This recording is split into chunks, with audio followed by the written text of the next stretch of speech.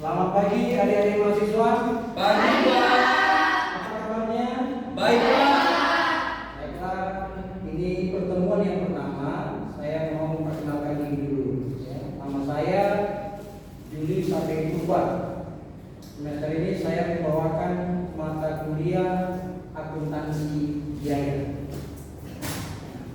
Sebelum kita memulai perkuliahan, karena ini pertemuan pertama, ada beberapa hal yang harus Bapak sampaikan. Seperti kita lihat di monitor, ya, yang pertama itu ada langkah-langkah pembelajaran, ada pretest, lalu penyampaian materi, lalu kita punya ruang diskusi dan tanya jawab. Jadi untuk pertemuan kedua, ketiga dan seterusnya, sebelum memulai mata kuliah, kita mengadakan pretest terlebih dahulu. Selanjutnya prosedur perkuliahan. Saya akan menyampaikan RPS. Apa itu RPS? Nanti kita jelaskan. Rencana pembelajaran semester.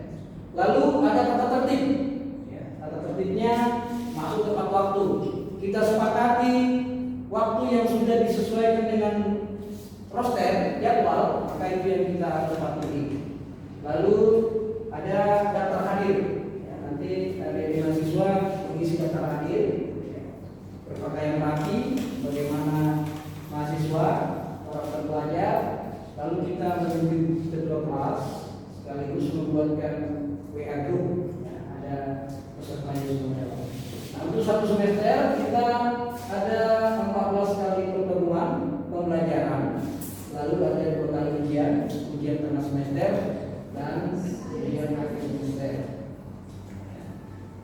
Lalu ada penilaian tes tertulis, observasi. Saya ketika mengajar juga memantau, partisipasi juga, bagaimana keaktifan adik-adik mahasiswa ketika kita mempelajari materi yang saya sampaikan. Kemudian karena kita berkaitan dengan akuntansi biaya, maka kita akan mengerjakan studi kasus, dan ini akan dikerjakan secara kerja kelompok. Saya masuk dulu ke RPS. Apa itu RPS ya?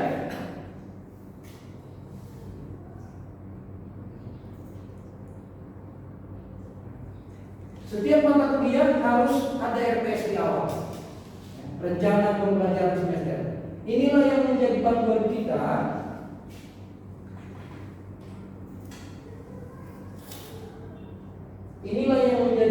kita selama satu semester penuh.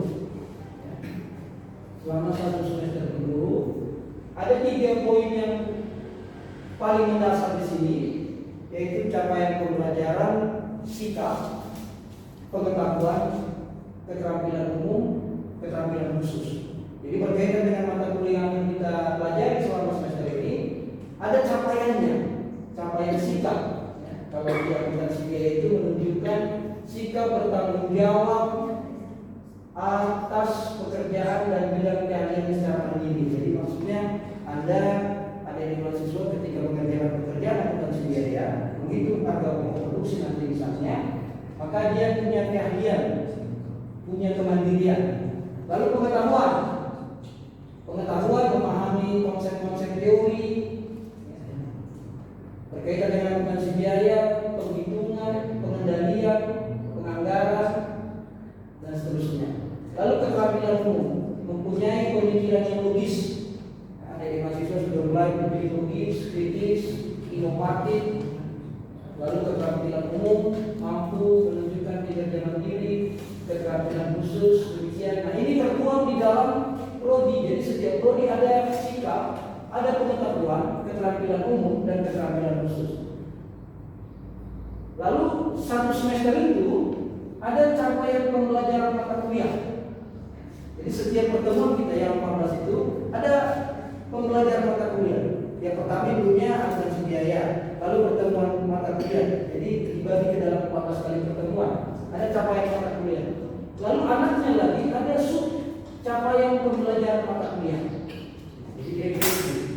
Nah, lalu ada buku yang akan kita sebagai referensi itu cost accounting William Carter Mulyani.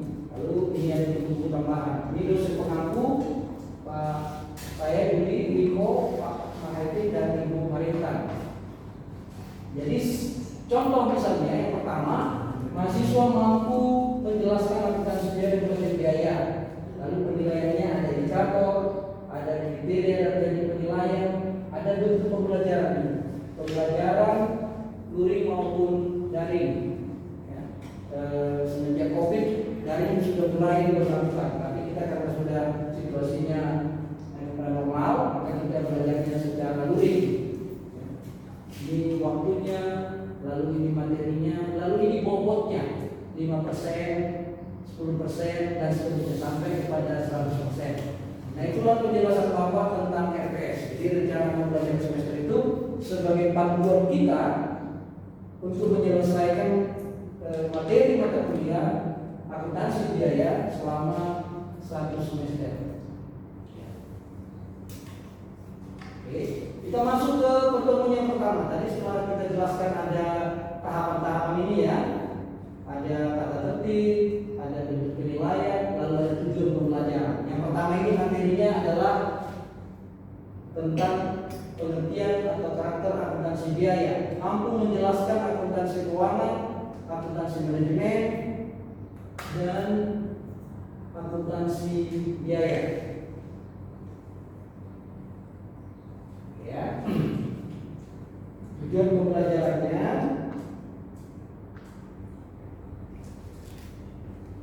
yang pertama menjelaskan perbedaan akuntansi keuangan, akuntansi manajemen, akuntansi biaya. Selanjutnya menjelaskan penggolongan biaya. Sebelum saya mulai, adik-adik setiap hari merasa mendengar kata-kata biaya, gitu? Bisa dikasih pemahaman sama saya apa itu biaya? Pengorbanan yang dikeluarkan. Ya, silakan. Saya Pak. Silakan. Pengorbanan yang dikeluarkan seseorang. Ya, jadi nanti kita akan belajar lebih lanjut. Biaya itu pengorbanan, nilai, manfaat yang bisa kita nikmati. Kalau biaya itu yang habis manfaatnya dalam satu periode waktu. Nah, sebelum masuk ke akuntansi biaya, maka kita perlu pahami dulu akuntansi keuangan dan akuntansi manajemen. Nah, ini dua bagian penting penggabungan antara akuntansi biaya dan akuntansi manajemen. Itulah akuntansi biaya. Akuntansi keuangan kalau kita lihat dari perbedaannya ya, akuntansi keuangan pemakainya manajer, lingkup informasinya perusahaan, kalau manajemen sebagian, fokus informasinya masa lalu, kalau akuntansi manajemen fokus informasinya masa depan. Jadi kalau akuntansi keuangan itu laporan keuangan itu laba rugi, laporan perubahan posisi keuangan, laporan arus kas, perubahan modal, catatan laporan keuangan itu masa lalu. Lalu data yang ada atas laporan keuangan ini akan digunakan dalam akuntansi manajemen. Jadi orientasinya masa yang akan datang berdasarkan data masa lalu. Ya. Disiplin ilmunya sama, ini isinya laporan ringkasan perusahaan secara keseluruhan. Kalau akuntansi manajemen bagian dari perusahaan ini. Kalau laporan keuangan itu menjawab semua persoalan transaksi yang terjadi dalam satu periode waktu atas perusahaan. Tapi kalau akuntansi manajemen itu bisa fokus di bidang apa saja. Misalnya dia bicara biaya, bicara tenaga kerja, bicara pengembangan, itu manajemen. Sifatnya ini tepat karena dia sudah berlalu, penting. Kalau yang akuntansi manajemen dia taksiran. Jadi karena masih kalau mimpi bahasanya nggak pas, proyeksi. Kalau proyeksi ini berdasarkan fakta, data.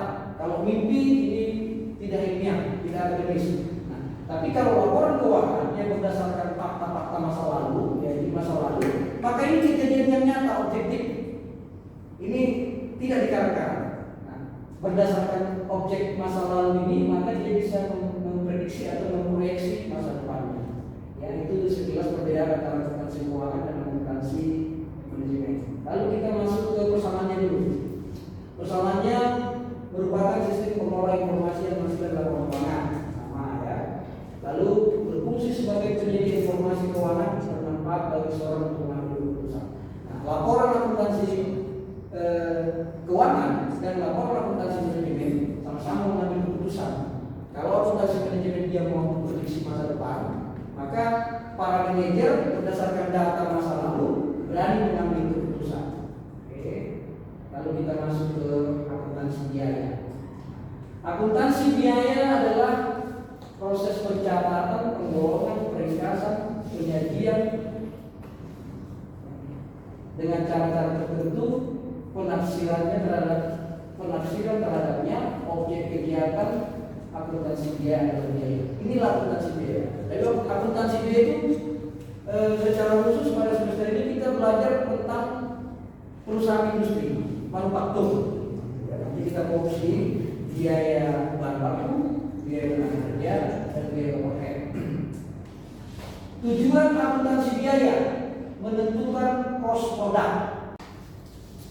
Tujuan akuntansi biaya yang pertama penentuan cost produk, yang kedua pengendalian biaya, yang ketiga pengambilan keputusan. Kenapa kita bicara penentuan cost produk? Bagi pebisnis dia sangat perlu menentukan berapa biaya yang dia keluarkan, biaya produksi yang dia keluarkan, supaya dia bisa menentukan berapa harga jualnya dan dia bisa menentukan berapa laba yang dia akan harapkan ya.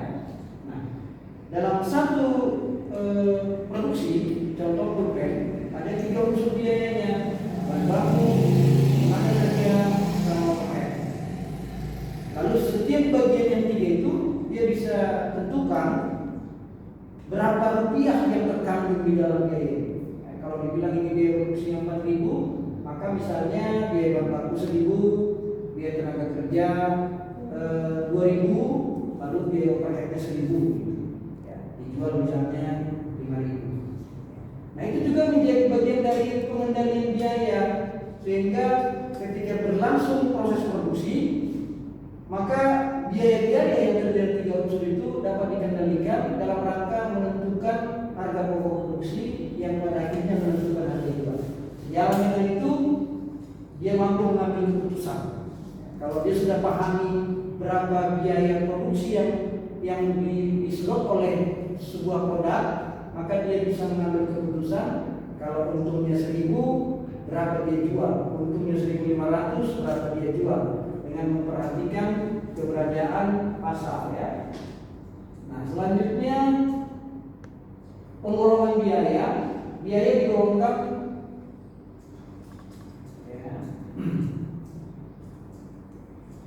Penggolongan biaya digolongkan terhadap objek, terhadap fungsi, hubungan dengan sesuatu yang dibiayai, perilaku biaya dengan perubahan produktif. Kita masuk yang pertama, objek pengeluaran. Biaya itu berdasarkan objek pengeluaran, yaitu dasar pengeluaran biaya. Misalnya objek pengeluaran adalah bahan bakar, maka semua pengeluaran yang berhubungan dengan bahan bakar disebut biaya bahan bakar. Nah, ini sangat sederhana. Jadi kalau objek pengeluaran terhadap ATK, misalnya apa yang berkaitan dengan ATK, pulpen, spidol, ya, kertas, itu biaya ATK. Lalu yang kedua, menurut fungsi perusahaan, fungsi pokok. Perusahaan itu mempunyai 3 fungsi pokok: 1 fungsi produksi, 2 fungsi pemasaran, 3 fungsi administrasi dan umum. Kalau bicara fungsi produksi, maka biaya itu digolongkan kepada yang pertama biaya produksi, bagaimana mengolah bahan baku menjadi barang jadi. Jadi ada 3 unsur: biaya bahan baku, biaya tenaga kerja langsung, dan biaya overhead. Itulah fungsi produksi. Lalu yang kedua fungsi pemasaran. Setelah barang itu jadi, ya, tadi bahan baku, tenaga kerja, overhead, lalu terjadilah barang jadi. Misalnya ini pulpennya. barang sudah jadi pembelinya.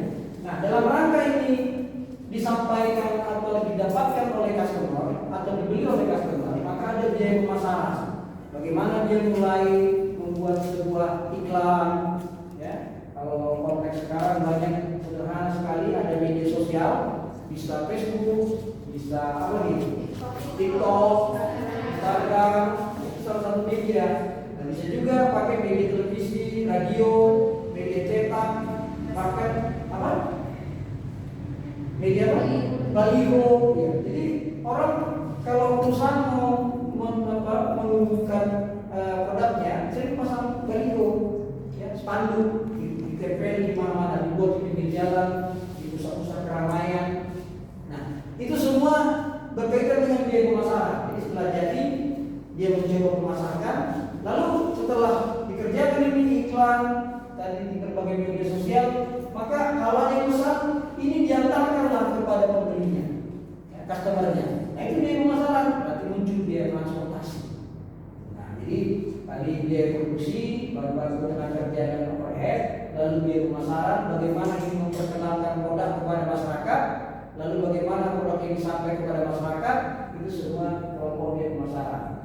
Lalu yang ketiga biaya administrasi dan umum. Ini perusahaan, ya, selain tadi fungsi produksinya tadi, ada administrasi, ya, ada orang kantor yang mengelola, memanage, ya, ada staff di situ.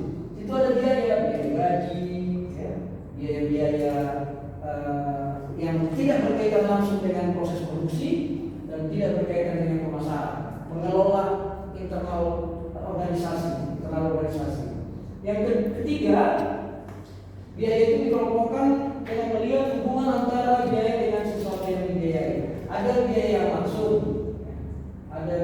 langsung, direct cost, biaya yang terjadi yang menyebab satu-satunya adalah karena adanya sesuatu yang dibiayai. Ini biaya langsung tadi, biaya bahan baku langsung, biaya tenaga kerja langsung. Ini dalam konteks akuntansi biaya, ya. Jadi sebuah produk